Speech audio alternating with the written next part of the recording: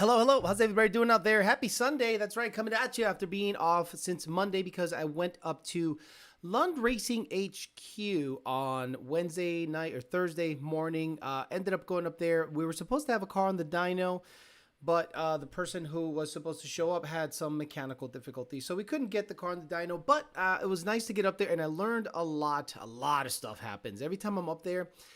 There seems to be a wealth of information that gets passed down, and I can, I can't allude to it like specifically. Like I can't tell you exactly what I learned or what I know, but I can allude to it and give you guys a heads up. Now we're going to talk about Ford EV sales slowing. We're going to talk about what the hell else is the name of the title? The Godzilla swap video that I released yesterday, where 4 years later, after I said that Godzilla is not a viable swap, more so than maybe LS and Coyote. To this day, I have not really heard many people going way out of their way to get Coyote swaps. Maybe there's a people swapping the Godzilla in their car, but it is not a, let's just say, popular swap. Not because of price, it's because of fitment and power output. People say, well, I got a guy running 9s in a Godzilla. Right. Just like Coyotes, LSs, small block Fords, you name it, nothing special, but it is 7.3 liters of a disaster. Then I talked about the 10R140, saying that it's the only transmission that fits behind it that Ford offers a control pack for. That's the caveat. People don't understand that, yes, a modular bolt pattern works, but you can't control a 10R80. You can't control a 6R80. You can't control a 6R140. Only a 10R140 through Ford Racing's control pack. And I don't even know if that's even available. It says coming soon, coming soon, coming soon. Nothing. So all you're stuck with is OBR, whatever the hell that is. And good luck to that. But we can talk about that a little bit. We can talk about Ford EV sales slowing down. Talk about another rad ass motherfucker going out there doing dumb shit. Look, I'm blown away that people that rely on, I can't say too much, but the people that rely on the tuning, meaning if you rely on the tuning to finish a project, because the main money that, in my opinion, you can make on, let's say, installs. Let's say someone comes in and puts a TVS, a Whipple, a Paxton, ESS, whatever on your car. We charge them for labor, charge them for the part, or they provide their own parts and you up the labor. Then if the tuning isn't on point, then all of the install is butt kiss, like nothing. It doesn't matter. I don't care how good the install was if the tuning isn't 100% on the money. Why would you jeopardize the tuning aspect? I am blown away that people, shops, you name it, jeopardize that aspect, which is, I know, the least in terms of money for the shop, but it completes the project. And I'm blown away that people are out there still playing games with that aspect of the tuning. So we'll talk about that, a little bit of anything, and answer your peasant poor man questions. So let's say hi to the people. We'll get after it. Have before that, we'll have Mr. Bill O'Reilly. Mr. Bill O'Reilly. Oh, geez, that's not it. Have Mr. Bill O'Reilly announce the show. Okay. We'll do it live. Okay. We'll do it live. Fuck it. Do it live. I'll write it and we'll do it live. Fucking thing sucks. That's right, Bill O'Reilly. It absolutely sucks. 2 Auto Solution. That's right. Rami's on 2 Auto Solution. 2 Auto Solutions. Race Motive. They got a race going on, I think, this week. There's weather coming in, so hopefully they can get the race off without a hitch. Race Motive. Need to have performance, performance.com. Hopefully the sales, you got some bump on. I'm trying to help you. Hopefully you got a bump in sales on July 4th. Parts Farm, partfarm.com almost has that Skittles at GT500 ready to go. Conk Performance, I'm trying to get parts tested, brother. It's just raining nonstop down here. Ultimate Header, ultimateheader.com, Ultimate Header on Instagram. PMAS, PMAS.com. PMAS Fender Well intake is the only intake you should have on any of your cars. Caliber Transmission, calibertransmission.com, Caliber Transmissions on Instagram. Trying to get his 19 going, but he's got some oil leaks here and there, but he is trying his best to get the car going. Let's say hi to the people. Get after it. 2000 MCR, Tone 2 SS, Coyote Kelly, Dunn, Richard Whedon, Angel Puerto Rico were the first people that said hello. Deuce did it says, hey, Daddy, I missed you. Monty 540, Travis, Joe Jackson, Euro Trips and Rides, Chris Anderson, Darren Harper, Cluster BM, Boxy Luxury, TJ Sikorsky, Joe Swish, Matt A, Boost Willis, Naldo 302, Mini Back Madman, Massachusetts native. Ken McAllister, Robo-style. D-Rock Fox, JD Swag, one of the mods up in Canada. Probably decent up in Canada right now.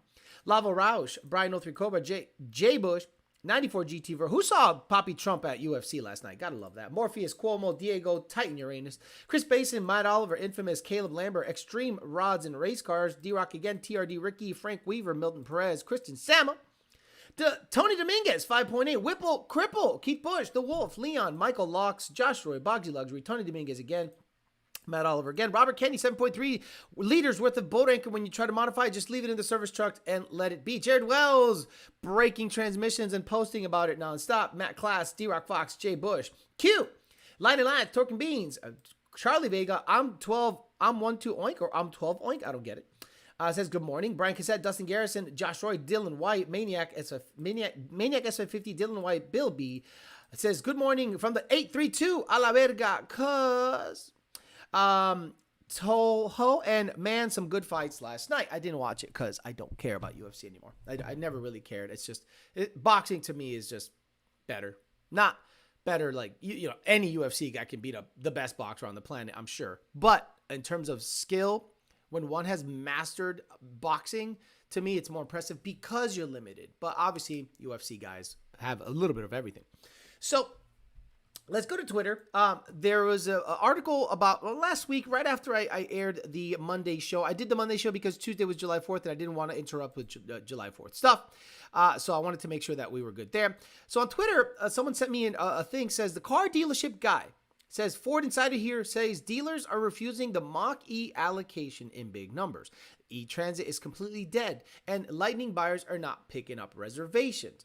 Now, when you reserve something, you're not obligated to buy it, right? Like if you put $100 down or $1,000 down on a Tesla Cybertruck, that thing is going to sell. It's not going to sell because it's a good truck off the rip. It's going to sell because it's weird and different, and it might have a bunch of good technology. And the Tesla people that love Teslas, they just want it.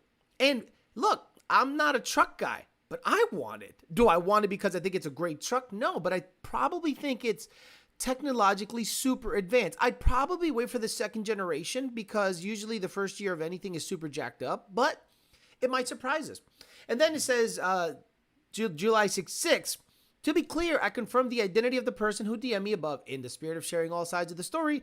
This is from Ford's communications guy. Again, Ford is never going to tell you, yeah, no one's picking up our E-Transit, no one's picking up our Ford Lightning, Mach-E sales are going down. No one's ever going to say that from Ford, okay? It's like the Biden administration saying, yeah, that was Hunter's cocaine. Like totally. I mean, I have a crackhead son that sniffs Parmesan cheese mistaken for Coke. Or crack, sorry. And all of a sudden, Coke is found in my, the White House during my tenure there. And it's totally my son. They'd never do that. Ford would never do that. So it says, hey, car dealership guy, I prefer to be anonymous. Another guy chimed in. It says, and I'm in sales at the Ford dealership and, he blocked out where he works. And I want to confirm about 50% of the people are actually picking up their Lightning reservations. A lot of them are taking them. A lot of them aren't taking them. Mach-E sales have fallen off a cliff. I actually drove a Mach-E and I'm quite knowledgeable about the car. And we have 2 on our lot for 6 months plus. One of them just had a birthday. To circle back, EV sales are slowing. I don't understand the sales number Ford is stating. So then someone took a picture of a whole bunch of Mach-E's in a lot. But according to Ford, these are basically a ride-share program. Jesse, thank you very much, Jesse, who gave me a heads up. He goes by Jesse_Z06 on Instagram, has 434 followers. Give him a follow. Why the hell not? So basically what Ford is doing with the Mach-E, they're doing what... Do you live in the city? And remember when they had scooters and bikes all over the place? And you can go on a Bird app and then grab a bike or a scooter and rent it for a certain amount of time. And then if you're anywhere near a hood, those things ended up like in a canal, in a river. People are just stealing them, hacking into them, doing all this crazy stuff. So they're thinking of doing something similar to the Mach-E, like a rideshare program, meaning you have an app, you have a Mach-E GT or a Mach-E, and you can go out there and basically enjoy a EV. And then maybe there are people responsible for maintaining the charge on those Mach-E's, just like on the Bird app at night, they bringing a whole bunch of scooters, swap out the scooters, charge them, service them, keep a maintenance thing. That is the death nail to the Ford EV game. If you are relying on a rideshare program to sell your EVs, there's a massive issue with your EV. And if the EV isn't in high demand, you're going to have a problem. And the problem is this: the standard is Tesla. Like, everyone that gets an EV maybe hates Elon Musk because he's allowing people to talk on Twitter and not censoring stuff like they're already doing on Threads. I love how people go on Threads thinking it's going to be this new poppin' platform. I'm like, it's Facebook. Just say that the jab is no good and you're gone from the Threads app because it's run by Zuckerberg. So if Ford is relying on that, the problem is this: if you hate Elon Musk, but you love the technology in a Tesla, and you, out of spite, buy a Bolt, whatever the hell it's called, or a Mach-E, and name your other car company that offers an EV vehicle, it's not going to be as good as what Tesla has going on because they're the standard. They have set the standard, and people are trying to go up to that standard. And it sucks because, let's say I'm a Ford guy, and I was not want to say all in, but I was excited to hear that Ford might be doing this stuff. And when I saw that they totally bypassed hybrid, just bypassed it. Like, in my opinion, I know hindsight is 20/20. I get it. I'm Monday morning quarterbacking. I get it. Look, I'm not stupid. I get it. If you would have introduced hybrid technology first and slowly brought in EV stuff, well, I think there might have been a more of a warming up process to the EV game that isn't Tesla. But the problem is this: you're going up against a juggernaut. You're going up against a absolute psycho big engineering firm that has insanely high demand in terms of the engineering. The engineers that, let's say tomorrow, 2,000 engineers graduate. They will apply to SpaceX and Tesla first, and everywhere else second or third. The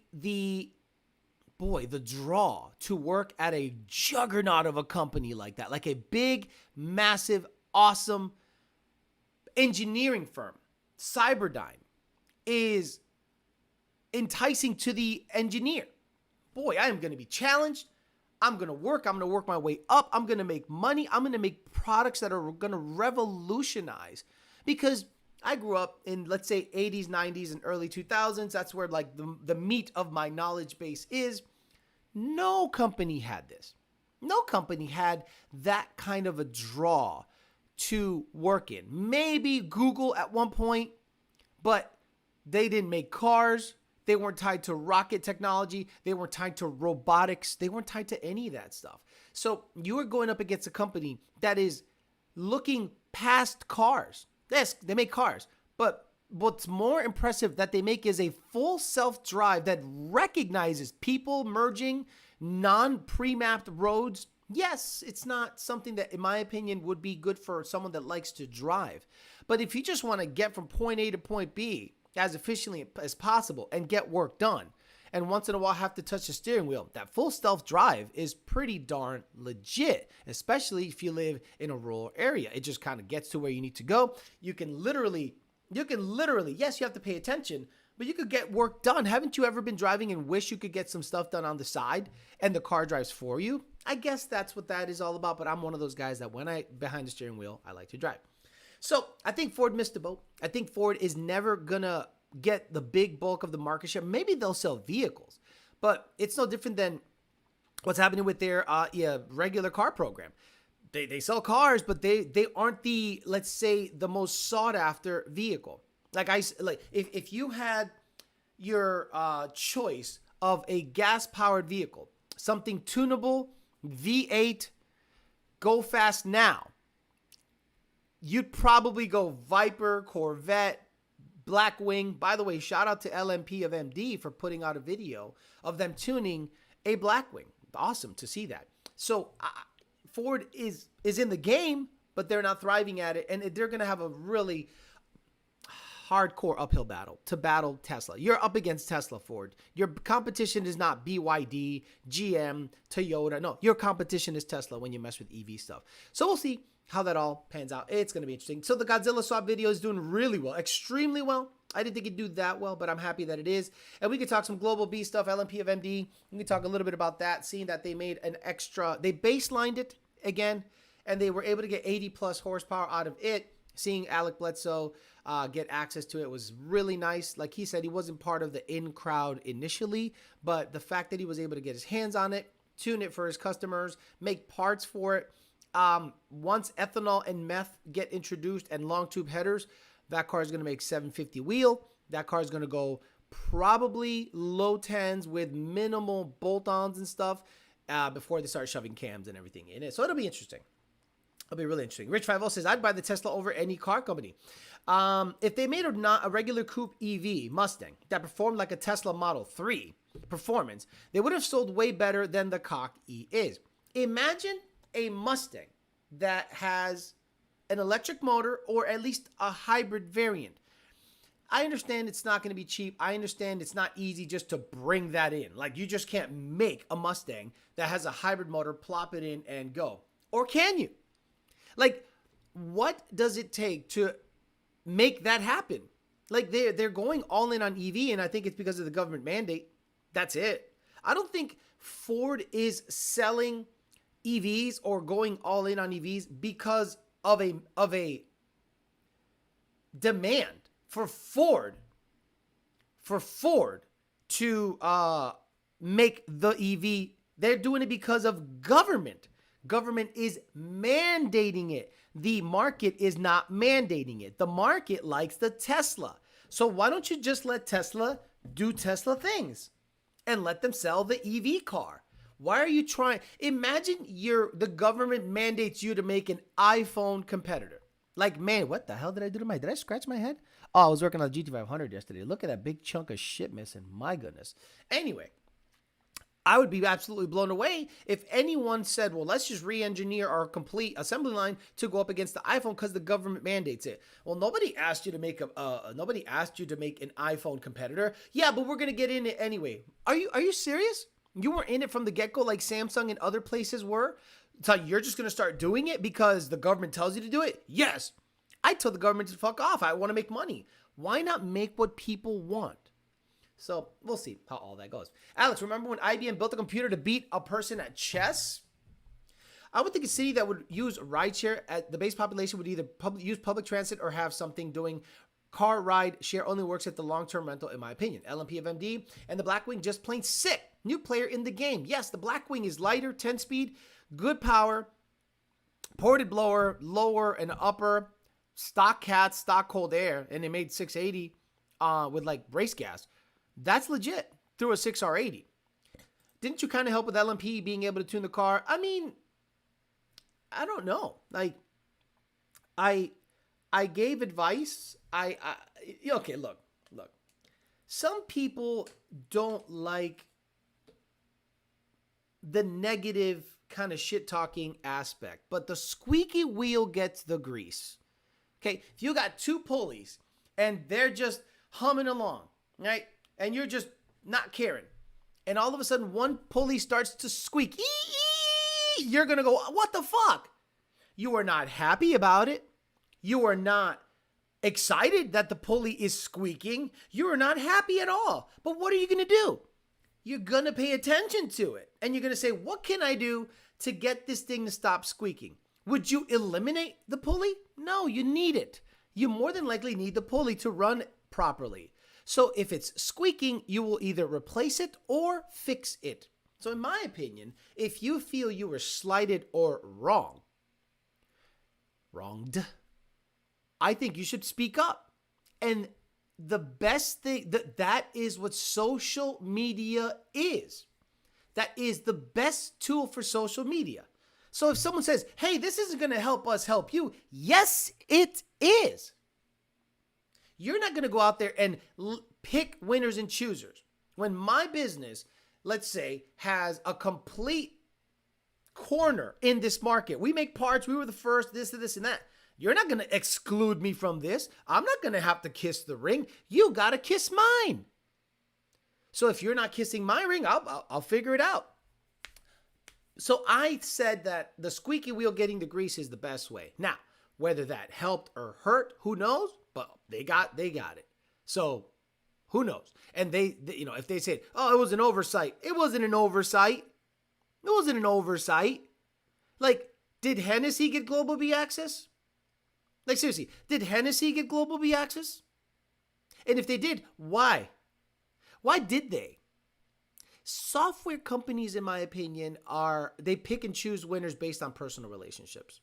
So they like you. They just like you. Sometimes maybe kiss in the ring.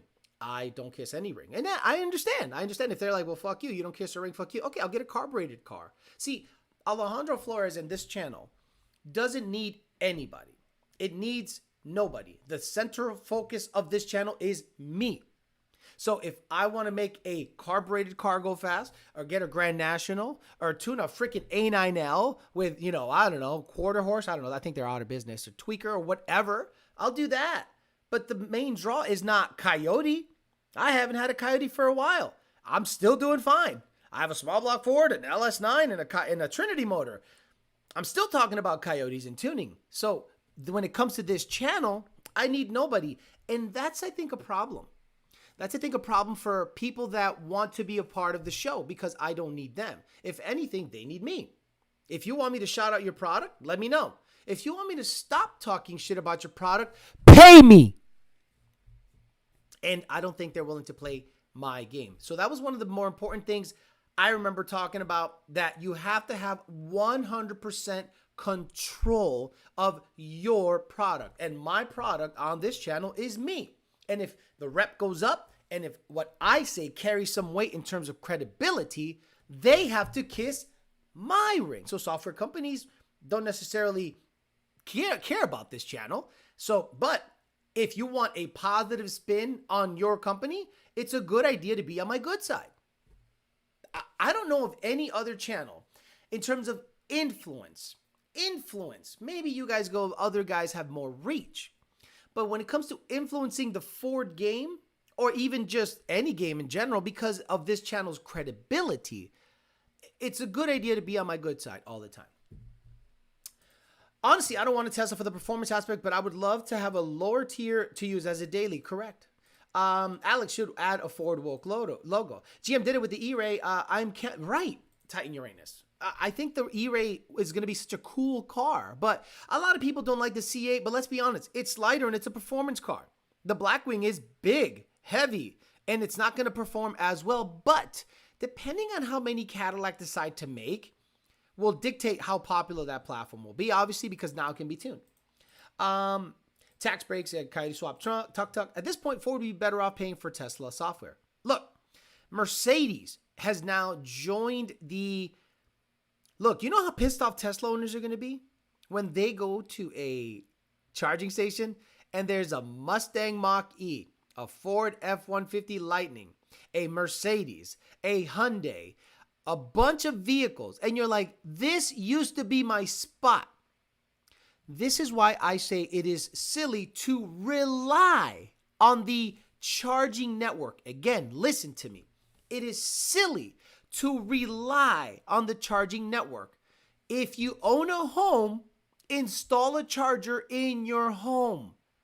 That's the only way I would get a Tesla, is if I ended up at a home. But now that interest rates are 6.8, I would be absolutely retarded to try to get myself into a house. Well, I think LMP is definitely amongst the top who should have access, and glad they do. Yeah, look, at the end of the day, happy they got access. Did I help? I mean, look, yes, but am I looking for rep? No, but recognition is nice. Recognition is nice. If I am able to help your business in any way, look,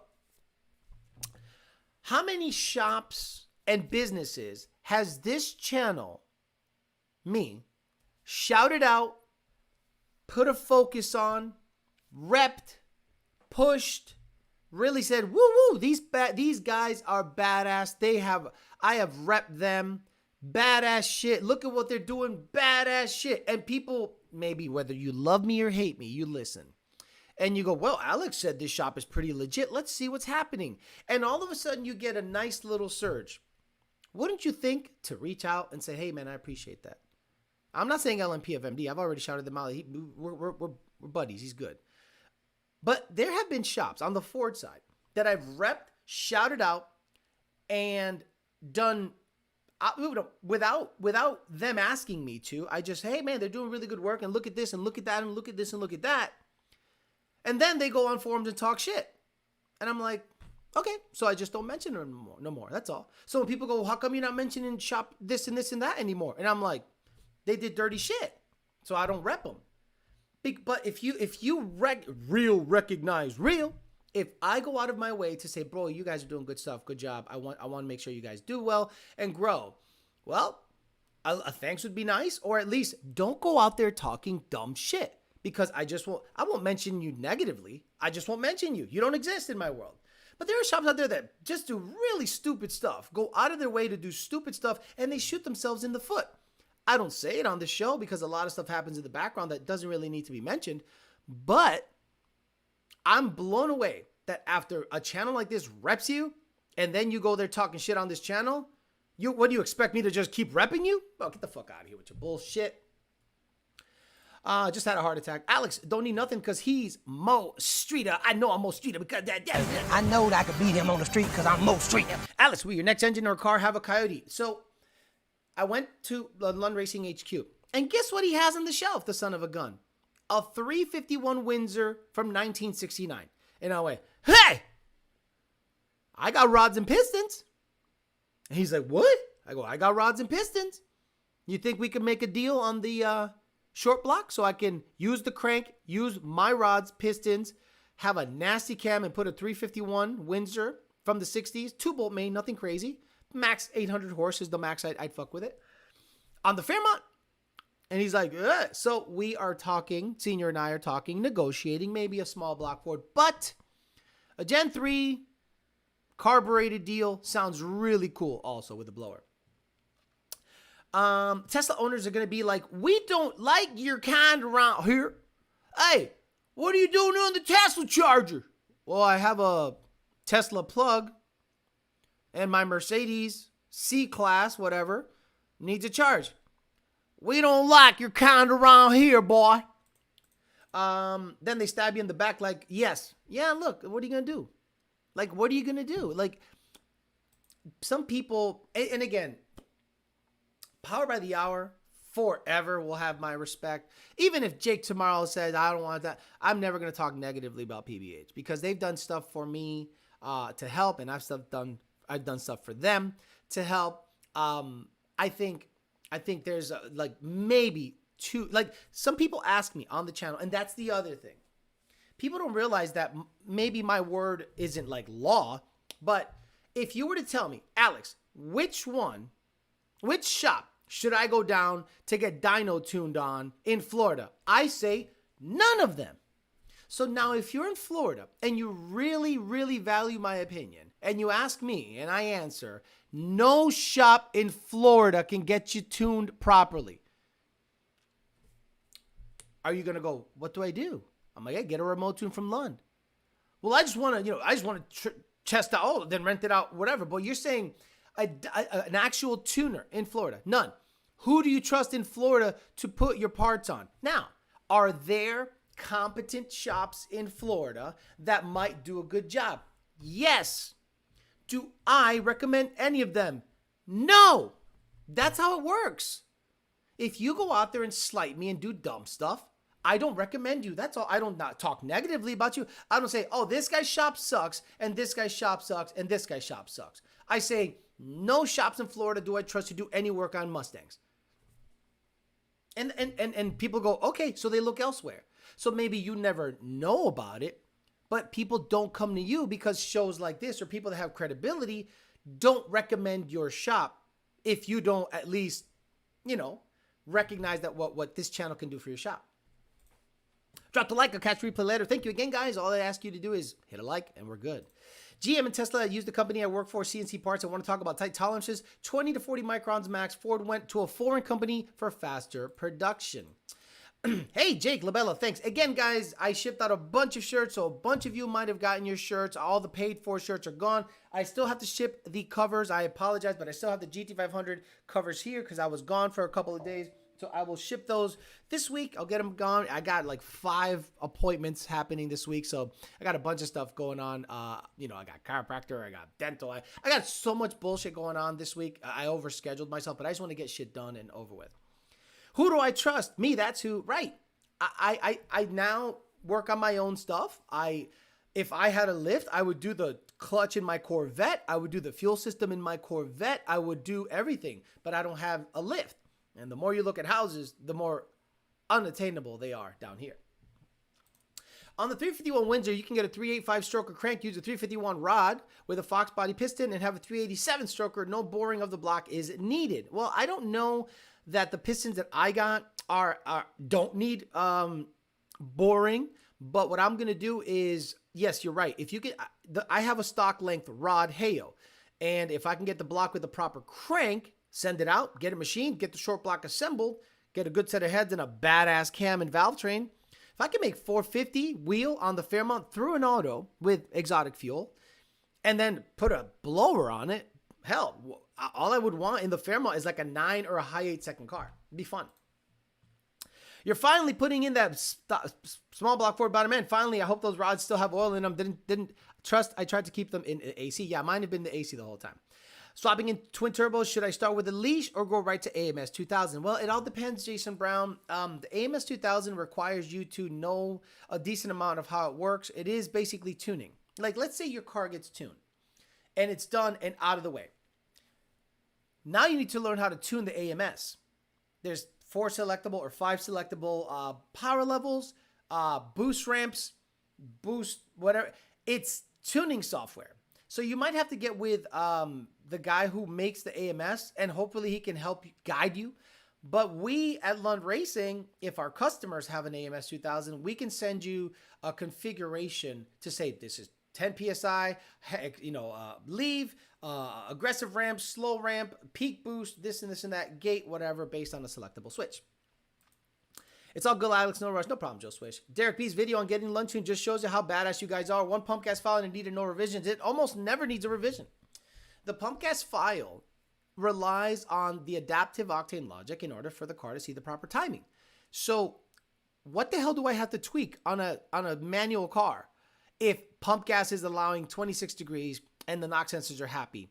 Right? Everything else is on the stock side in terms of injector, MAF diameter. There is some torque reduction side. There's some rev limiter stuff. There is some drivability stuff. And there is some stuff in the background, saucy stuff in the background to allow the Lund Racing end of things. And we also bring the idle RPM higher. One of the first things you should notice when you get tuned by Lund is a slightly higher idle RPM. You're just going to have to get used to it. A lot of people modify their car, put a Whipple on it, ESS, whatever, and they go, hey, the RPM, the idle RPM is 875. Okay. Well, can you bring it down to stock? No. Why not? There are things that a higher idle allows us to do that a stock idle won't. And without getting into it, just leave it alone.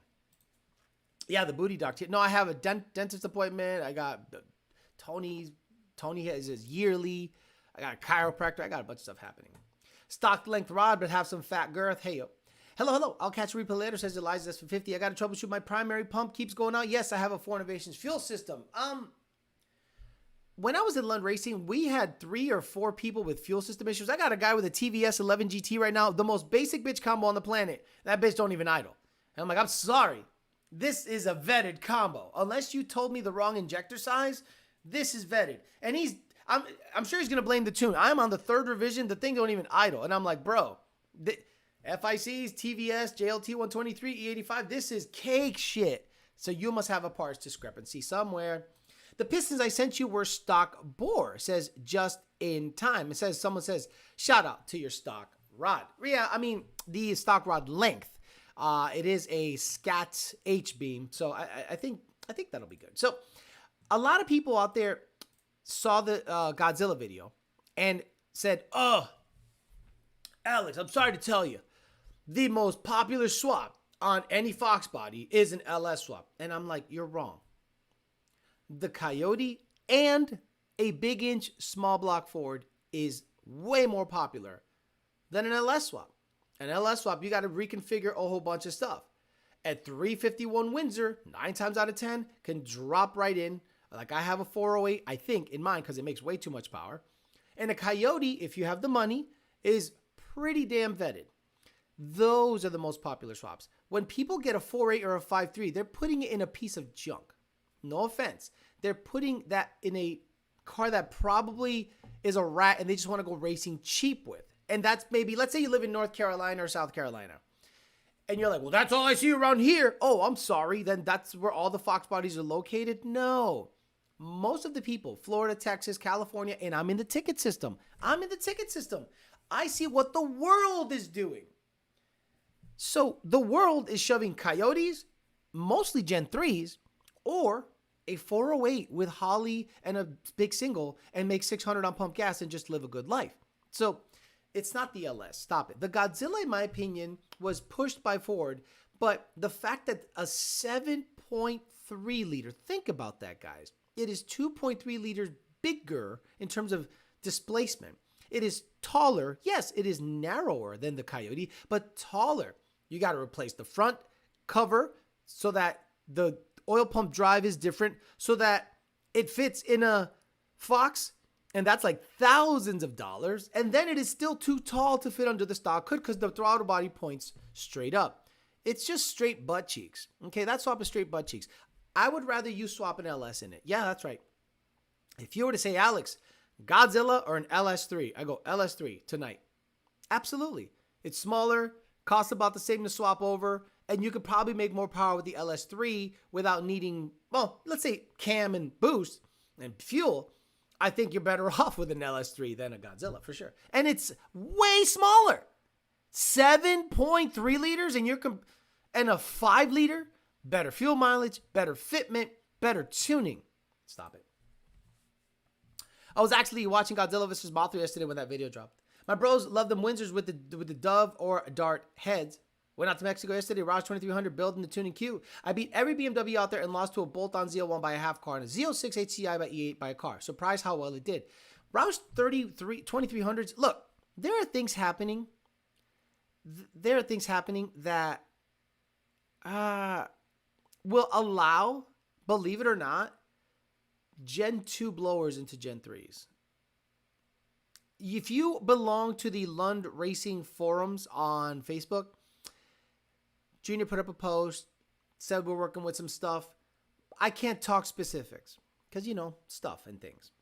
But I think, imagine if you could put a rear feed 2.6 or VMP Gen 2R into a Gen 3 motor.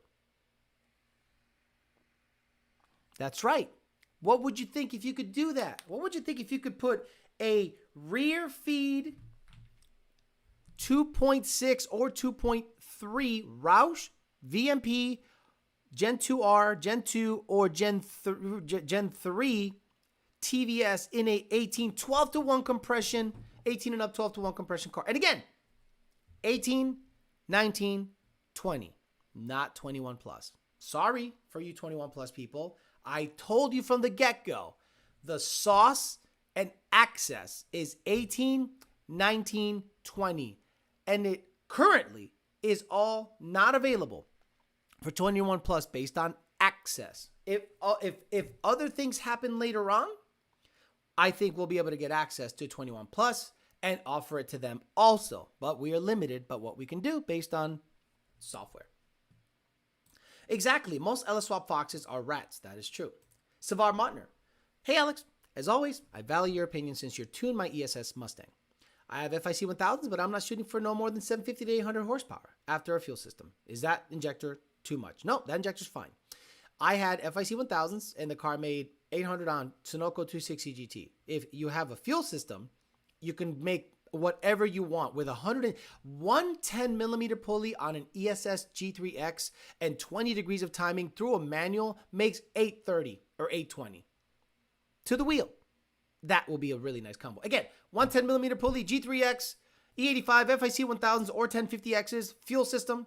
It'll make a 10, a 20, no problem. Bill B says, love your build series videos, pretty much showing me everything I've done wrong. Tonight, I will drop Gen 3 NA 10R80 11s, 9s, 8s with video proof. So it's going to be a good time. Mini Bike says, again, tonight at about 5 p.m., I will release the Gen 3 build series. So you're going to get 3 videos back to back to back. I am trying to make up for being off. So I'm going to try to really ramp in and get after it. One, because I need to make more money to fix all what's going on up in this shit. And build the cars, all that stuff. The GT500 is getting closer and closer by the minute. Got the blower finally bolted in. The cooling system totally installed and plumbed. And the intercooler system installed and plumbed. Now I am waiting for the slip yoke for the transmission. And then I can measure U-joint center to U-joint center on the flange to the slip joint, U-joint, and say, build me a drive shaft, PST or somebody. I have a drive shaft from the GT500 from before, so I might be able to cut that one down and cut it to size if I sent it locally to the Clearwater area PST. Ice Cube said it well. They hate it when you don't want to join their club. I left my 7.3 Power Stroke idling next to a Godzilla F250 yesterday for a half hour just to assert dominance. Carter's TV says, hey, Alex, quick question.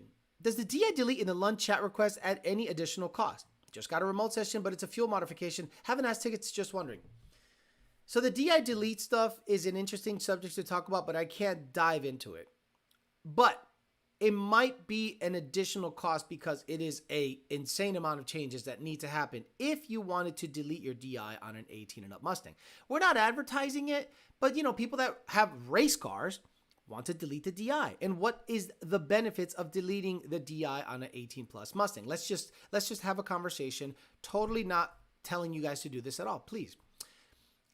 You get rid of the rails. They make good ceramic-ish plugs in there that work and hold up to the heat very well. And now your tuning and your power adder options have been widened. If you were able to get the rails out of there and put plugs in it, now you have the same amount of room you have on a Gen 2. And you could put a intercooler from a VMP or Roush blower from Gen 1, 2, or 3 on there. I think Gen 2 and 3. Gen 2. You can put an intercooler Gen 2 in there. You can put a rear feed Roush, rear feed VMP, rear feed 2.9, rear feed whatever the hell you want in there on a Gen 3 with a 12-to-1 compression motor and ditch the DI, because if you ever had DI issues, you know how expensive they can be. So if you can ditch it and the car run okay on your race application only, there are a lot of benefits to it. One, it simplifies the fuel system. No more DI, no more nothing, no more. So if that's something that you want to do on your race car, you could reach out to the guys, but I'm not saying you should do it. I'm just saying there are a lot of benefits of doing it. And again, if you have an 18, 19, and 20, I think it can be done, but I don't think it can be done on 21 up. You probably would have kept the white car if you would have had a 2.3 rear feed. Abso-freaking-lutely. Nothing wrong against the ESS, but there is something about a 2.3 Gen 2R that whips up fast and makes the car a bunch of fun. Potential Mustang Lifestyles tuning scammer. Who needs tunes? I forgot today was Sundays. Regurgitating Racing finally woke up from working at Waffle House. Hey, I forgot today was Sunday. I don't know what day it is anymore because I made so many hash browns and moons over my hammy that I forget what day it is. Yeah. Is a BAP enough for ESS G3X with a 125mm pulley? Yes, a BAP is fine. And again, T1 Auto Care. A 125mm pulley should make about 9 pounds on a ESS G3X. You don't need a fuel system for pump gas. But if you ever want to go E85, yes, you need a fuel system. I'm never able to catch a Peasant chat because of California, but I'm dropping a like and you're going to listen to the replay while delivering packages later. Do you work for Amazon? 11 to 17 NT82 and 3160 La Luz. Alex, coming from a Chevy guy, you made me love the S550. Salute to you. Oh, look at this. What is it? This one's pineapple. This one's mango. Okay, pineapple. Jesus. That one's mango? Oh, sorry. This one's mango? Mango. Okay, they're both good. Which one do you want? Which one do you prefer? I like them both. That's what I got. I'll keep the mango. Thank you. Mango smoothie from the farmer's market. Yeah, it's pretty good. I got a G2 with the G3X setup, 1050s booster pump. Hope it's just absolutely. That's like real mango. My God, gotta love it. Sweet. I have the G2, but I plan on swapping the G3 head, heyo, because I have the G3 intercooler. Thanks, brother. You got it. Hopefully the guy received the G4 intercooler I sent him. Is Danny going to be the 8th reference with the 10R NA top secret info leak? I don't know. I know that Danny built has a very aggressive motor, like expensive as hell. But I think NA's gay. Can he do it? I'm sure. Can he run M5 or some exotic fuel and a crazy, crazy expensive motor and run 8s? Cool, but what are you proving?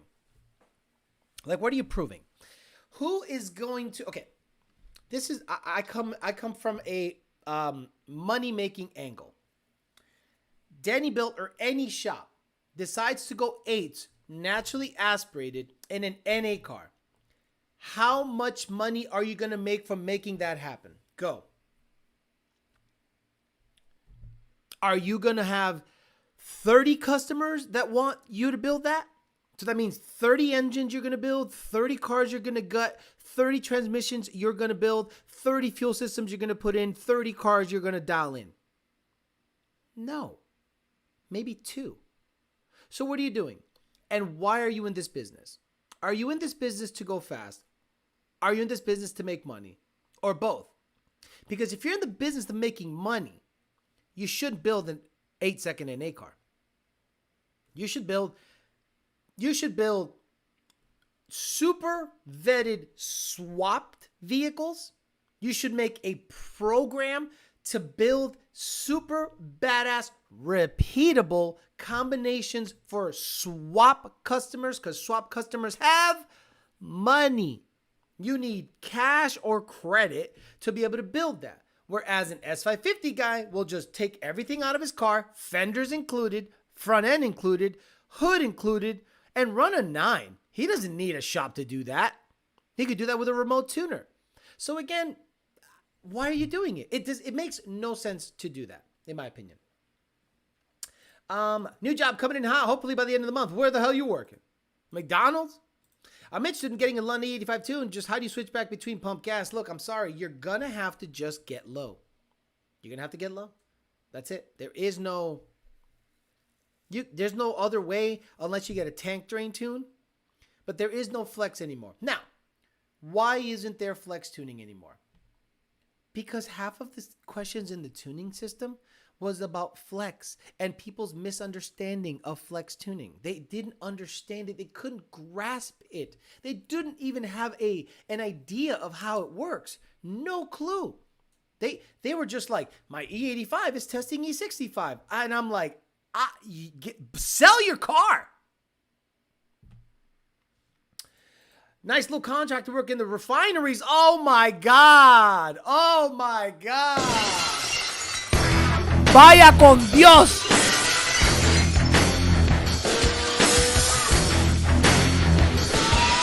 Refineries is man's work. Refineries is, you think people breathing down your back? You don't like people breathing down your back and telling you what to do? Wait till you go to a refinery. That is man's work, son. Woo!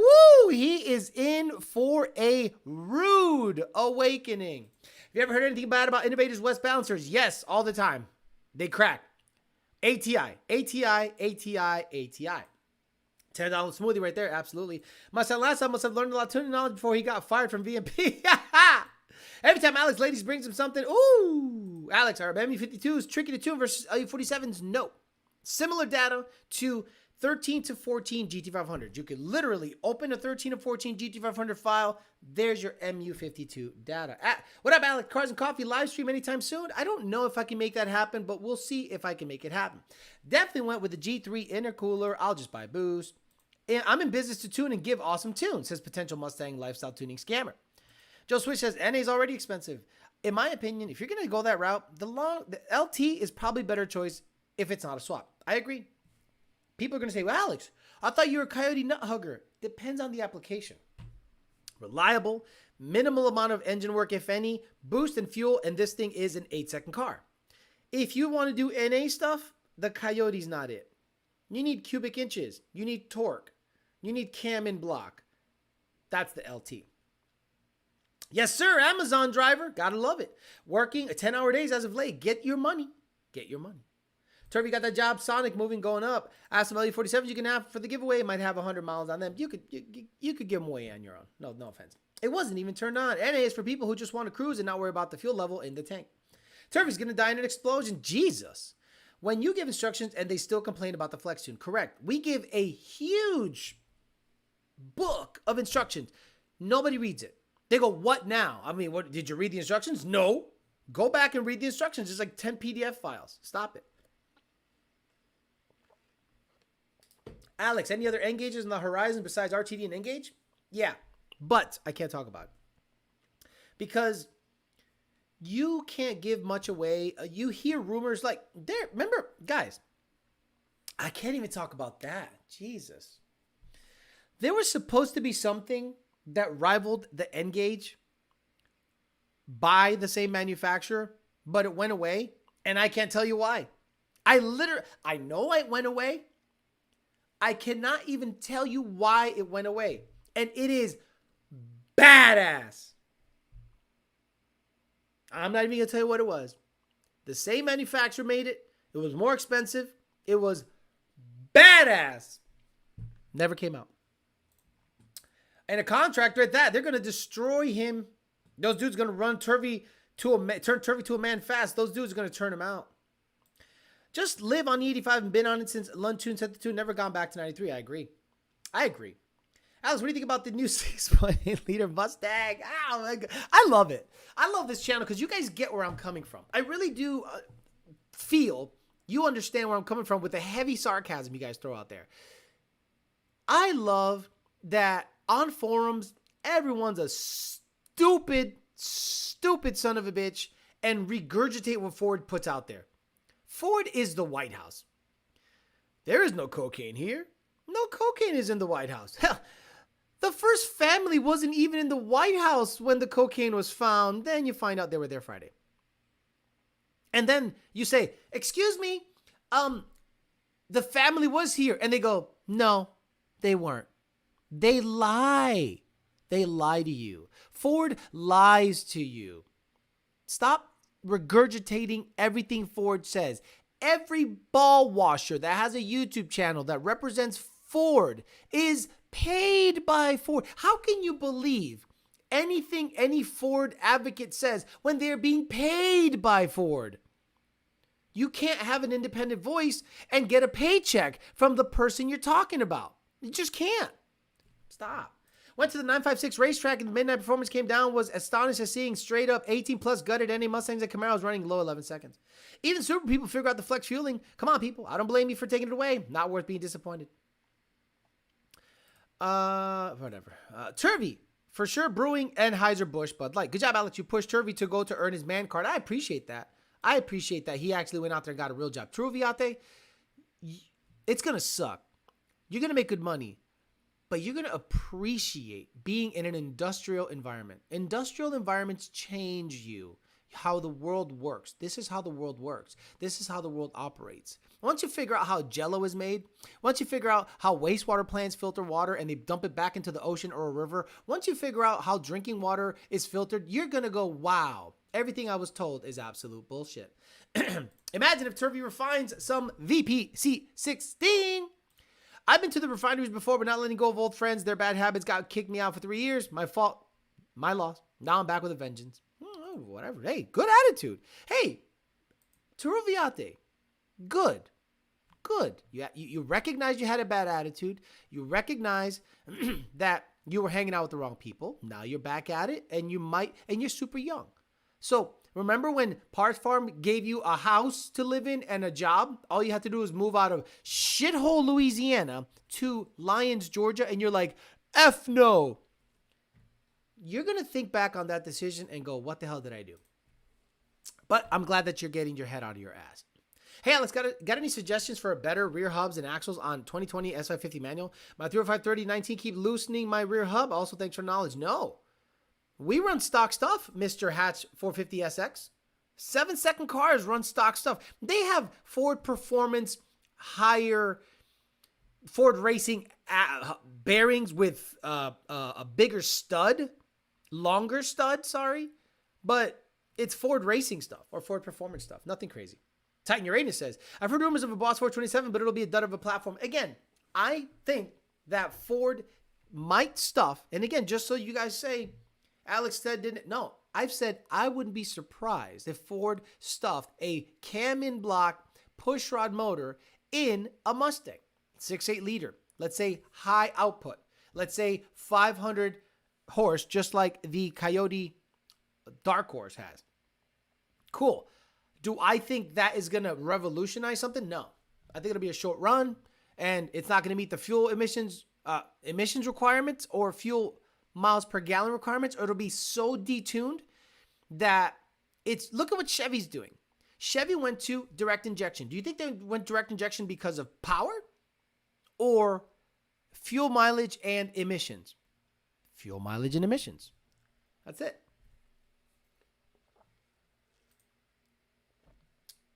Okay, first of all, Turuviate, get your own place.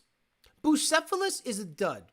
Crush Bucephalus. Bucephalus is a piece of junk, abortion of a project that should have never been started. It is asking you to kill him.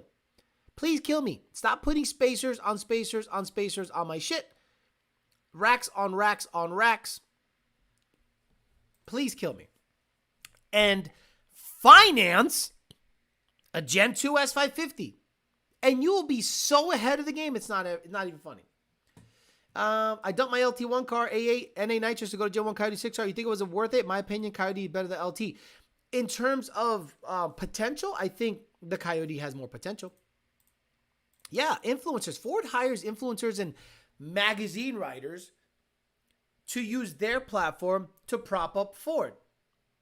And if you don't see right through that, you deserve to have everything go wrong in your new Ford vehicle. Turvey about to be getting coffee for the man going on shift. I wonder how the interview went. Hey, how you doing? Excuse me, why is there a number 2 on your neck? Because every guy at the refinery is going to say, Orale, Holmes. Apparently, this guy knows he's a piece of shit because he got number 2 tattooed on his neck. Wait for the number 2 jokes. Poppy Alex turning boys into men on Sundays. Praise the Lord. Turvey going to grow up before our eyes and ears. Turvey's going to come back a little more streeter in the V6. I know that I could beat him on the street because I'm more streeter. If I run the 24-volt battery, will my starter sound better? Turvey can afford more useless gauges and switches for Bucephalus. I hope Turvey listens to his theme music before the shift. I'm going to go in there. Turvey's going to show up. Okay. My first day at the refinery. I'm 5 minutes late. Let me get ready. Don't let anyone breathe down your back. You're not number 1. You're number 2 because 2 is more than 1.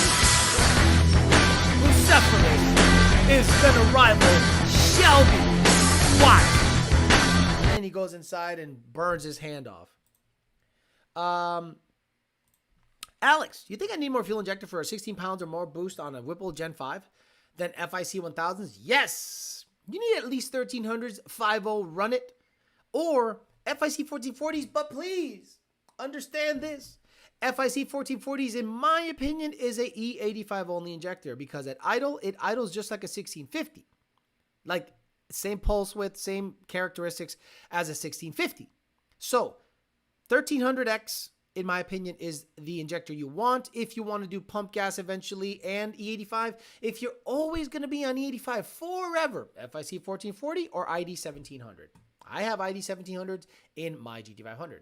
I will sell Turvey my car. Gen 2 manual with cams, studs, and springs. Ford buys good reviews. You can tell people just don't understand propaganda. Like, you guys think that the reviews that you see, guys, you want to see,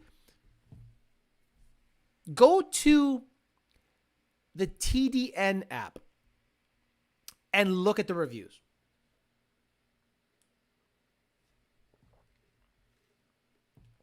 Go ahead. They didn't buy their reviews.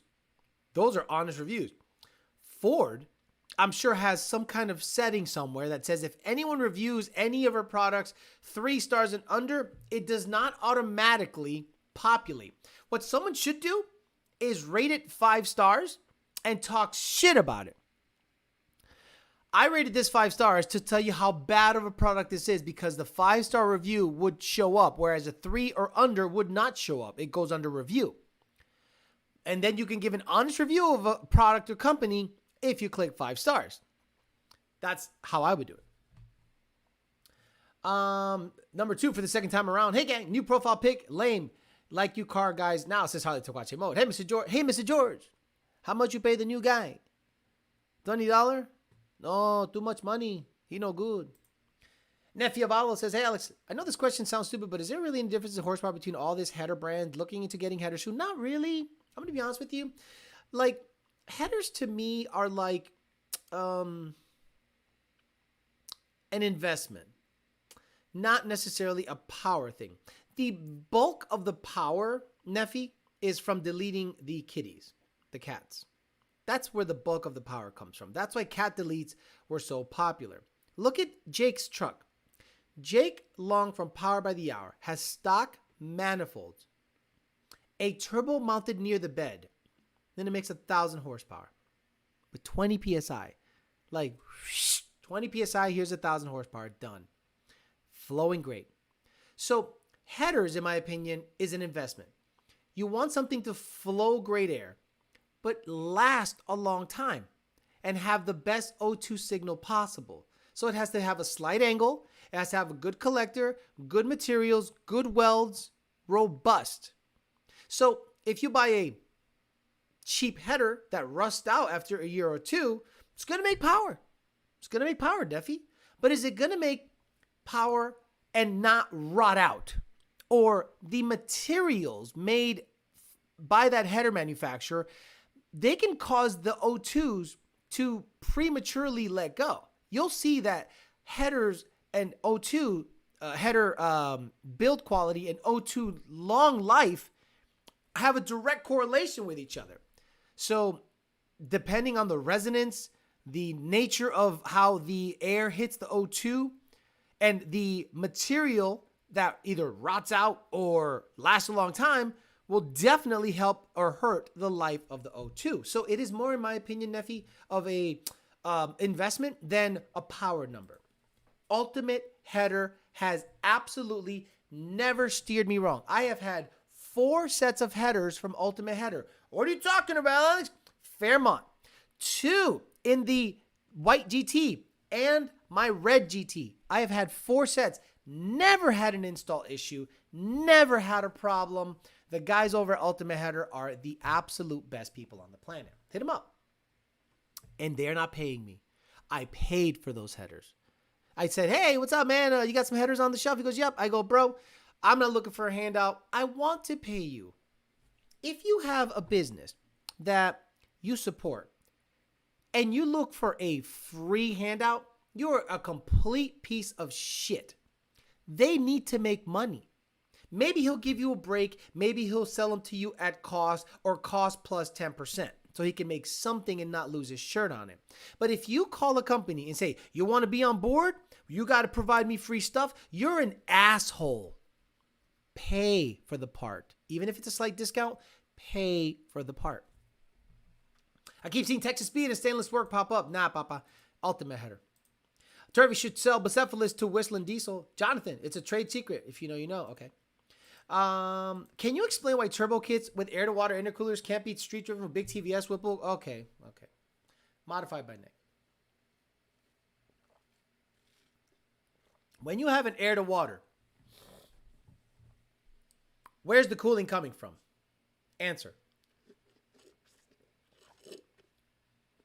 Let's say you have an air-to-water.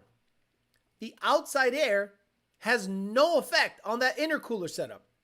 The cooling from an air-to-water is from the tank and ice. So let's say you constantly do watt back to back to back. You melted your ice. Now your water's at 200 degrees. So now the coolant going through the intercoolers is at 200 degrees because you melted your ice. You don't have an external way of cooling it. Now, why do blowers not have this issue? They have a heat exchanger, a radiator in front of the car that grabs air through the water, and it cools the water and has an external source of cooling. My GT500 has both. I have a big tank in the back and a heat exchanger, so I can ice it during a run. But if I want to street drive the car, the world is my fan. And it has a heat exchanger that grabs air from the outside to cool the water, whereas an air to water does not. It relies on the ice tank to cool the air temp charge. PK Auto, what's up, brother? Good morning, Alex. Finally able to catch a live on the way to work. Hey, love that you're working on a Sunday. What a hustler, bro. Bucephalus is more Cletus territory. Have Cletus blow it up. Buy a quality header and exhaust and be done. Again, it's an investment. I bought the cheap headers. The material is thin wall stuff. Order my full price and I'll tell them after I get them. Alex sent me. I know you're waiting for a ZR1 Ultimate header. Yes, sir. I'll take those ARHs right off, send them back to Rami, and put an Ultimate header on it. Asking for freebies is a scummy move. Heat exchanger mounted on the front of the GT500. You can run it through a heat exchanger, but it'll be ambient temp or slightly above. I'm late, Alex. What you drinking, dog? Smoothie. They have their own cooling system also. Exactly. I have a triple pass on the front of the car. Look at like McDonald's OJ. Yellow Kool-Aid. No, it's Mo Street. No, it's mango smoothie. Good shit. Like probably $10. Like legit, probably $10. Already had my coffee. Already had my bagel with eggs. I'm good. So I need a little, Then I got to go to the gym. After the gym, go work on the ZR1 if it doesn't rain. But you know what's going to happen? Once I get out of the gym, it's going to rain. It's going to rain. That's how it is here. I'm trying to get that dialed in watt to get testing done and then install a new part and get testing done on it.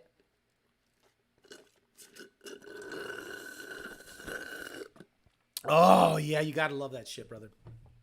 Thank you, Tommy John. Look, not a lot of people. Good. No, oh, my God. He actually named his company. Joe Goodenough, who we talked about last week, about him leaving VMP, is starting to, put his name out there. So I think it's a great idea, and I would support anything he does. Joe Goodenough is a killer tuner. 2-valve, 3-valve, and all Coyote, all GT500. That guy knows his shit. So hopefully you can open something up good enough and get going after it. I'd love to interview you so we can maybe give you a little push. I understand you're a competitor, but, there's plenty of pieces of the pie for everyone out there. So if Joe Goodenough decides to get into tuning, I would fully support his venture. Been helping my buddy headers on the Hellcat. It makes the GT500 headers look easy. Is it really? Yeah, Florida rain season, fun times. Yeah, it rains every day here. How's the house search going? That is done. Interest rates went through the roof. I'm done looking at houses. Prices went down, but interest rates went up, so I'm good. Grew up with a mango tree in the backyard in Carroll City. I ate mango probably every day. Still love my mango-flavored stuff. Alex, you are correct about the quality of the material. I had a client come in with a sound concern. Smoke test on the pace setters. He had showed they cracked all around the number 4 cylinder too. I'm not going to name names, but there are a couple of Coyote-specific headers that suck cocks dicks, and if you buy them, you're going to get 1 year out of them, and you're going to have to buy them again. Carlos De Leon says, doing a TR660 swap on my 15 GT. Do I need a 15 to 17 clutch or a GT500 clutch? You need a GT500. Okay. You need a clutch for the spline, not the GT500. You need a clutch for the spline. I think it's all the same. So you need a Coyote clutch that fits the input shaft spline. So 26 spline input shaft clutch like an RXT or a 26 spline RST or whatever have you. Heard a lot about you, Joe. Good enough. Performer says, just holler at me, baby. I'm down for whatever. I appreciate the kind words. Now, he's good people. I learned more tuning from Joe than anyone else. Nothing against Lund. Lund taught me a lot. But I learned 2-valve, 3 valve, old GT500, and Gen 2 Coyote was Gen 2 TVS Coyote. That was my wheelhouse at VMP. Oh, Gen 1 too. Gen 1, look, I owned a Gen 1 TVS Coyote, so I was familiar with that. And I was able to instill what I learned with Gen 1 TVS to the tuning based on the files that we had at VMP at the time. Gen 2, I learned all from Joe. 2 valve, Joe. 3 valve, Joe. Cobra, Joe. I learned more from tuning from Joe Goodenough than anywhere else. Damn right, let's get Joe on the show. Joe can go on the show, and he is good. He's like with it. He's totally with it. You know, he'll be good on the show. You can always refinance. Stop saying that, Walter Hoffman, and stop giving people that advice. I have no idea if I can always refinance. If I buy at 7% now and I can't refinance for 2 years, how much in interest would I have paid in the first 2 years and nothing on the principal? No, thank you. I don't play that game. I will wait. It's starting to thunder down here, cleaning cars and listening, says Rich50. It's the 2M headers. Truviate says, bro, speaking of prices, 2022 Mustang's going for $50,000 to $55,000 at dealerships. Meanwhile, Alfa Romeo, shut up. Just shut the fuck up, he said Alfa Romeo. Alfa Romeo! What the fuck are you talking about? And Alfa Romeo caught your attention? Shut up! What a dumbass. Alfa Romeo. This motherfucker said Alfa Romeo, man. Going to Mango Fest today, Fairchild Tropical Gardens down in Miami. Just stop through Viate. Thanks for the explanation. We'll go to Mantic or McLeod. 26 spline. I prefer Mantic stuff. Look into Vengeance clutches. Now, I personally don't have any relationship with Vengeance clutches, but Ben Calamer does. And Ben Calamer's a transmission guy. So he's had it in his car. He's tested it. He's told me good things about it. I'm going by what he says because he owns a transmission repair business. So if a transmission repair business says Vengeance clutches are a good option, look into them and see if it's right for you. Not even close. That's going to be interesting when Joe Goodenough comes across tuning from Mustang Lifestyles. He will laugh. See, Joe's non-confrontational. Joe's not a beef guy. But Joe knows the deal. Like, Joe knows that there are people in the industry, right, Joe, that stole VMP tunes, claimed it as their own. People that are prominent in the industry and now have moved up the ladder to other jobs. And we know they're full of shit. But Joe has to not rock the boat. Joe has to play nice if he wants to do a business. My business, not aside from Lund. Lund, I work for Lund. I'm just a robot at Lund doing tuning. This is my business. And my business is talking shit. So, there you go. Pump up Joe's YouTube subs. Absolutely. If Joe, do you have a YouTube channel? Let me see. Let me go. Let me see. Do you have a YouTube channel? Do you have a YouTube channel? Let me see. I'll support. Look, I supported LMP. 4 months. I supported LMP. Oh, look at that. Okay, guys, here we go. So Joe Goodenough has a. You have a channel. This is great. So go to. Let's do this. We got 270 people on. Let's all go to Joe Goodenough's channel right here, and I'm gonna subscribe. Boom. Go to Joe Goodenough's channel and support the G. The guy is a great guy. He is uploading videos 2 days ago. This is his tuning. So Joe is the tuner. He built the bass files. So that guy, I think you guys should absolutely support. So again, Goodenough performance. Good enough. Has 277 subscribers. Let's get that to 500. Let's get him monetized. Let's get him some money. Joe is a quality dude. Good enough performance.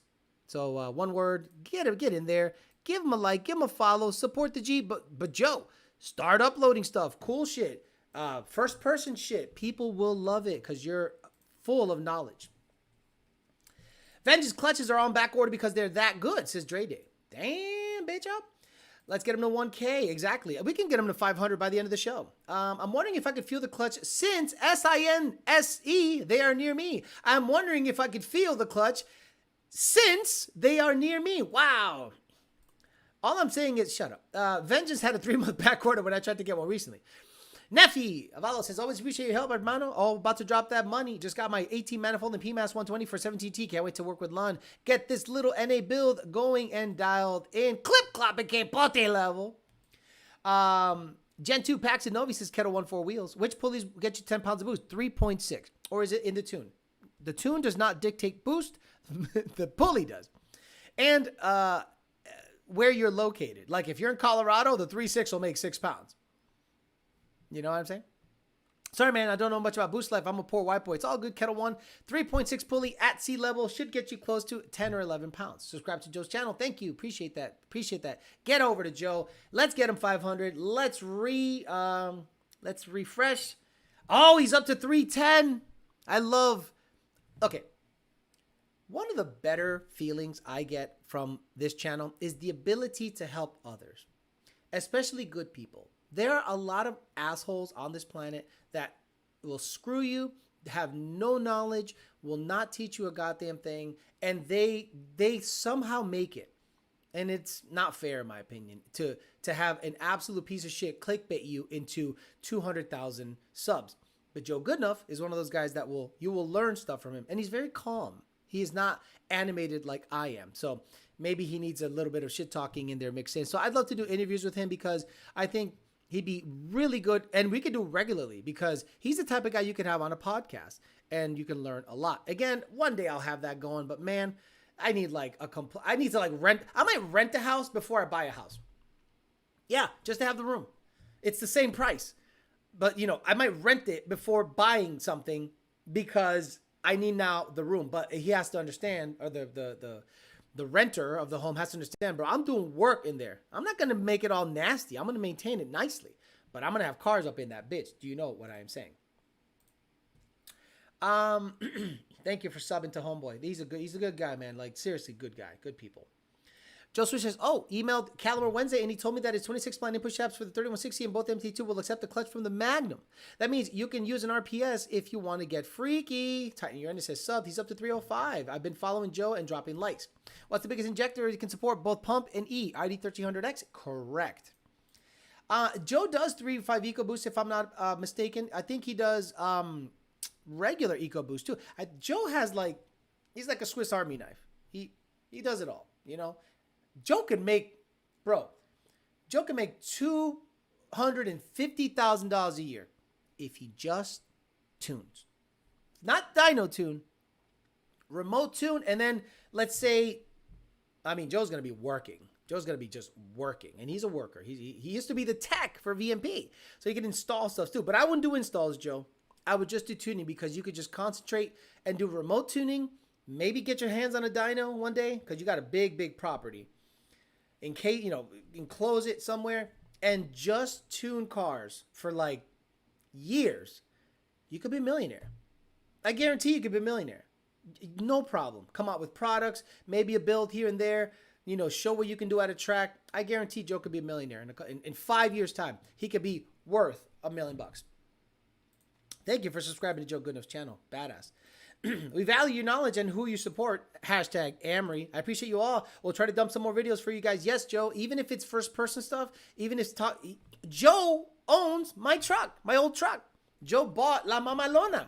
Took all that dumb pinstriping off, put some wheels on it. He's planning to do turbo shit with it. So you can follow the Mamalona build on his channel. Subscribe. Is it Good Enough Motorsports? Good Enough Performance. Subscribe. Want to see more of that Coyote Swap VW van. Man, Alex, just get a warehouse space. Maybe 1 or 2 bays. Stay where you are. Agent Orange. How much do you think that is a month? Agent Orange. How much do you think it is for a 2-bay warehouse space in Palm Beach County a month? $5,000 a month. Not 2, not 1,500, not 500. $5,000 a month. I've looked. Morning, everyone. Catching a flight to Cabo. We'll watch later when I can. Joe has those spicy meatballs tunes. Joe, I need the Cobros tune. Performance is hard pass on the installs. Yeah, no installs. He's smart. He just, look, if Joe, okay, let's do some math. So let's say Joe tunes 15 cars a week. And let's say the average cost of a tune is $350. That's $5,250 a week. Obviously, you're going to have to pay a bunch of taxes. So per month, that is $21,000 per month. Per year, that's $252,000 a year. That is if you tune 15 cars a week at $350 average price. 15! I'm sorry, a day, sorry. 15 a day? 15 times 350. Oops, 15 times 15 times 350. 5250. 50 times 350. Yeah, a week. If he tunes 15 cars a week, he could make $250,000 a year. So let's say Joe tunes 25 cars a week at an average cost of $350 a tune. $8,750 times 4. That's $35,000 a month times 12. That's $420,000 a year. If he just puts his head down and tunes, the guy could kill it. No, I don't want to go in on anything. I work for Lund. I'm loyal to Lund, but I will support his ventures. Hey, Alice, I'm getting ready to upgrade to Twin 274 to Twin 285s. Also an 8AN return line. My question is, will my D-Tworks 95 injectors be enough for a 2-way pulley Edelbrock TVS 2650? Fuck no. Nope. A 3.0 pulley on my car went 8.7 at 157. I had FIC 1650s. I had FIC 1650s. No, you need at least 1300s for that setup. Not too well versed in EcoBoost. You know me, I like doing what I am good at and letting others do what they're good at, right? Like if you have a Cobra local to Orlando or the South Georgia, if it ever got tuned at VMP, Joe did it. That's the guy. Found someone selling a brand new 1117 Mantic clutch with lightweight steel flywheel nearby, $1,500. Only reason I'm considering it. Just make sure you use 26 spline. Good. Got to move to Peasantville to deal on a shop in Florida. Exactly. $5,000 a month. I've looked. One was here for $1,300 a month, and he stiffed me. He said, oh, well, he gave me some bullshit excuse. I would have been in that warehouse, put a lift. And again, I'm not looking to do anything crazy. I want to put my dyno on it. Here you go. Bam. Take the dyno from Power by the Hour. Put it in a warehouse. Stay here. I don't mind staying here for years if I can have a badass workspace. But it is $5,000 a month to be anywhere in Palm Beach County. Now, where's Palm Beach County? I'll show you Palm Beach County, bitch. Palm Beach County. It goes from Okeechobee, Jupiter, Boca, Okeechobee. This is a good explanation of what Palm Beach County is, right? So this is Palm Beach County. All this. Boom, boom. So Lake Okeechobee, Lake Harbor, down to some wildlife areas is full of freaking everything, all the way down to Boca Raton, and then north to Jupiter. All this, nowhere in here can I find anything for under $5,000, 2 bays, and at least 1,500 to 2,000 square feet. How much you think Jake pays for his? Jake has a 2-bay and an office space. How much do you think he pays? Bro, he pays an insane amount of money. Joe is up to 338 subscribers. Come on, guys. Let's get it up to 500 today. Come on. I wonder who is tuning at VMP, though. I mean, Joe tuned them, but let's be honest. I don't think they're at his level at all. At all. They're mostly just sharing the files that Joe built. What kind of power loss would you expect to see through a Turbo 100 versus 6R? Are the dynos similar? Depends on how loose your converter is and how well it couples. My GT500 made 1,100 through a Turbo 400, and through a 6R80, I think it made close to high 1,100. So probably 60 horse or so. Just keep saving money for a huge down payment on a house and it won't hurt so bad. Palm Beach is badass. I love it. If you have never moved or been in Palm Beach, it's pretty badass. If you know where to go. It can be shitty if you're ending up in shitty areas. Palm Beach is badass though. Plenty of warehouse space in Stewart for $2,000 to $2,500 a month. I'll check, but I don't think so. And Stewart is an hour away, basically. Imagine AC running 24/7 in the shop with all the other goodies. Mucho utility bills, right?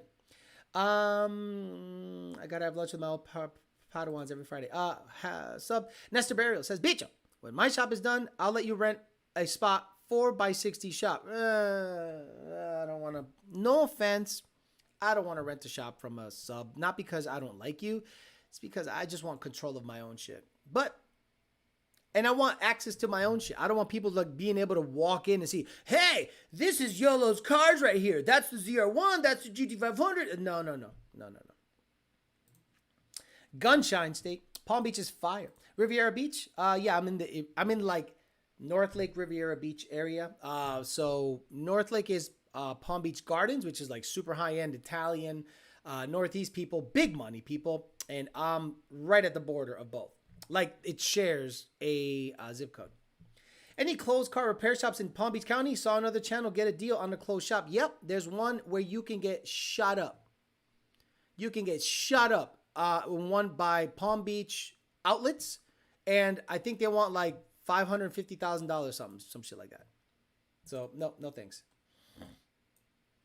Right by I-95. Yeah, Riviera Beach. The problem is if you get warehouse space in Riviera Beach, your shit will get stolen.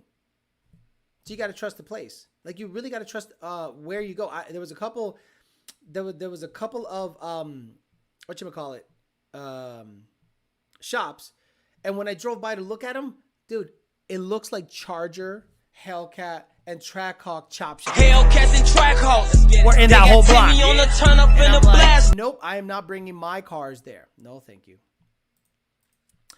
Angel Puerto Rico says, excellent. Thanks to you. Glad I asked. I'm just looking to make a little more than what I'm currently at, which is a 3.2 pull 985, seeing 11 PSI with a 3.0. I saw 14 PSI on a cold day. And that's, oh wait, remember, I had a 15% lower, Angel Puerto Rico. So it depends if you have a 15% lower or not, because the stage 2 E-Force 2650 with a 103 throttle body has like a 13 or 15% overdrive. No trash on the roads in Palm Beach either. Nope, not at all. In Stewart. Hey, Titan Uranus. Send me a link. ydbtforlife@gmail.com. ydbtforlife@gmail.com. If you have seen shops for $2,000 a month, 2 bay, just send me the link. ydbtforlife@gmail.com. Pookie territory. Too many Pookies. Not enough Sprite. So yeah, it'll be interesting if Joe actually gets something going. Again, he's just, in my opinion, going to more than likely take VMP customer base. Not that he's looking to take them. I don't think he'll go out of his way to advertise to them, but they'll just go, Joe's the guy. Joe's the guy that was the lead tuner down there. I don't know who the lead tuner would be at VMP anymore. If anything, it would be Justin, but Joe was the guy that figured out all the issues because he built the files. When it comes to the Gen 2 and 3 and GT500 stuff, he is the guy. So yeah, we'll see how all that goes. At the end of the day, if that's the guy that built the base files and left, that's the guy that's probably going to get the bulk of the tunes if he decides to open his own stuff. Don't even show the outside of the shop. Keep it a secret if you get one. Exactly. Would you consider a 980 horsepower, 97 torque, 14.5 PSI efficient? Insanely efficient. Insanely efficient. 980 horse, 14 PSI. So it's a twin turbo setup by far. ATI dampener, factory diameter. Yeah, no, you might be okay with the 3.0 pulley then, because I had a 15% overdrive. So I apologize. I should have asked if you had an overdrive, but if Nate Ryder would have asked you, he said, is your diameter smaller? That means it makes more power on the crank pulley. Because, you know, smaller pulley for more boost and a smaller lower for, you guessed it, more boost. Fuck me. And that guy probably makes $10,000 a month on YouTube. Mind-blowing. Mind-blowing. You got a Michael Camacho. Yeah, that's a very, very efficient. Like, that's Aldo numbers. Aldo twin turbo kit numbers are like Hellion sleeper kit numbers. When you treat your customers right, they follow you wherever you go. Business 101. Single turbo, that's very good. Single turbo, must be a big turbo. It must be a big turbo. Any ranch style homes in your Florida? No. Okay. The barn dominium style homes are north. Geneva, Ocala, Spring Hill, Brooksville. Middle of nowhere. Lakeland. Like up there. No, down here, nothing at all. All right, guys. Exactly. I know.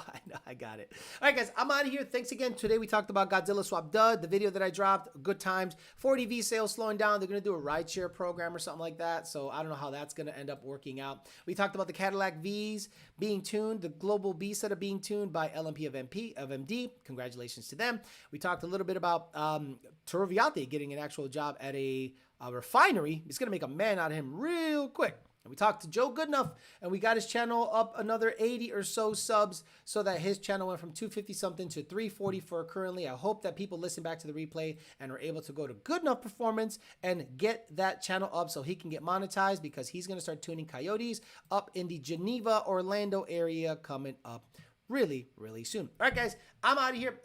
Yeah, exactly. Me too. If your house was on the ground, because it's on stilts, and you had 2,000 square foot of living space and 6,000 square feet of garage, it'd be a dream. But Joe, if you put your head down and just tune for 5 years, you and I both know that can happen. Easy money. And all you need is about 20 customers a week. Be crazy shit. All right, guys, I'm out of here. I will be back Tuesday. But tonight, 5 p.m., I'm going to drop Gen 3 NA10R80 build with receipts, giving you very generic ways of building a 11, 10, and 9-second combo. Joe Goodenough tuning is mentioned on the video along with time slips, because the first example of an 11-second car with a tune and good fuel is the VMP great car that went 1160 stock ass, bitch, with Joe tuning it. So look out for that video today at 5 p.m. Have a great rest of your Sunday. I'll see you either tonight at 5 p.m. with the video or Tuesday. We'll talk some shit Tuesday. Have a good one, guys. See you later. Bye.